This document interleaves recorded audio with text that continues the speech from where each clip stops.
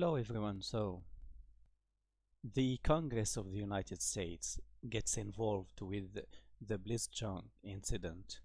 And here is a letter from two senators and three congressmen to Robert A. Kotick, who is the Chief Executive Office of Activision Blizzard. I think this is a good thing that they sent the letter to Kotick himself and not to Brock, because as you know, Activision is the parent company of Activision Blizzard, and it makes sense to, send this letter to the most important person in the company altogether.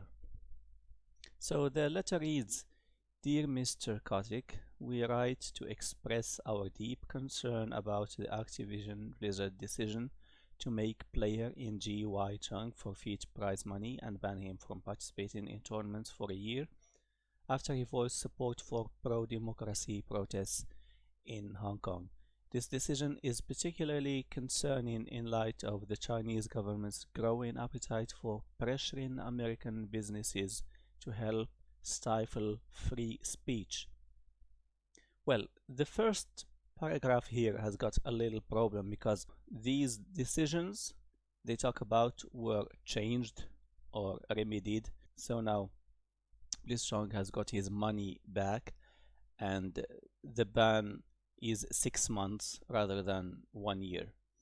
So it should have been, corrected and more informed. They should have been more informed of the situation, probably. But anyway, it reads again, "Activision Blizzard benefits from China's growing market for esports along with an investment from Tencent, one of China's largest technology firms.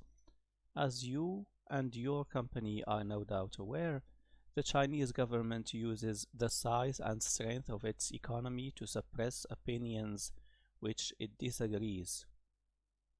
which it disagrees. Last week alone, the Chinese government targeted Apple for hosting an app to help peaceful demonstrators evade repression, and the National Basketball Association because one team general manager tweeted in support of Hong Kong protests." And this actually is true. So China has just pressured Apple to remove one of its apps from the App Store, in which it showed where the police are stationed, and it helps the protesters just avoid police. And then, as you know, with the NBA also, and the general manager tweet of one team, I don't remember the team exactly, but anyway, again it says, "Your company claims to stand by one's right to express individual thoughts and opinions. Yet, many of your employees believe that Activision Blizzard decision to punish Mr. Chung runs counter to those values. Because your company is such a pillar of the gaming industry, your disappointing decision could have a chilling effect on gamers who seek to use their platform to promote human rights and basic freedoms. Indeed, many gamers around the world have taken notice of your company's action, understandably calling for boycotts of Activision Blizzard gaming sites." And yeah, that's true again, but as I said, politics have no place in gaming, and this is the problem that Activision Blizzard has got itself into, that punishing Blitzchung for something, but also the fact that they didn't have clear-cut rules, and I cannot stress it enough. They should have clear-cut rules, something written and very clear and very transparent, that it says, yeah, gaming platforms or gaming events they hold should be no place for politics, or they should let it all go and let everyone say what they want. So either way, they should just take one clear decision about this, and they should make one clear written rule, no ambiguity, not in Activision Blizzard's sole discretion to ban whoever they think is not suiting their business model or hurting someone or a group.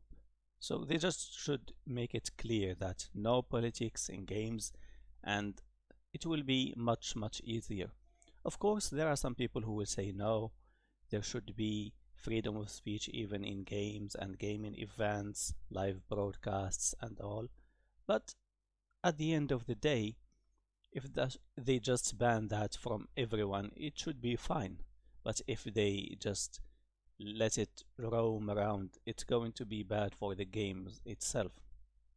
And then the last paragraph says, as China amplifies its campaign for intimidation, you and your company must decide whether to look beyond the bottom line and promote American values like freedom of speech and thought, or to give in to Beijing's demands in order to preserve market access. We urge you in the strongest terms to reconsider your decision with respect to Mr. Chung. You have the opportunity to reverse the course. We urge you to take it. So here you can see the signatures of 2 senators, Ron Wyden and Marco Rubio, and then 3 congressmen, Alexandria Ocasio-Cortez, Mike Gallagher, and Tom Malinowski. So when you get politicians involved in this, you sure know that you have made a very bad mistake.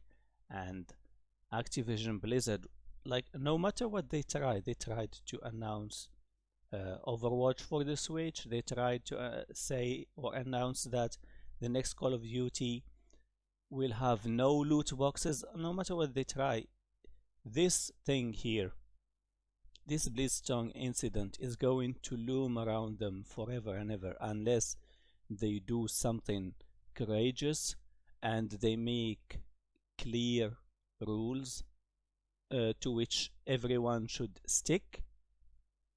Otherwise, it's just going to be a mess for you. And now we're getting closer and closer to BlizzCon, and I don't imagine that BlizzCon is going to be any easier for you to manage, especially with what's going on, and that people are still angry and they will, try to express their opinions openly, whether inside the event itself or outside of it.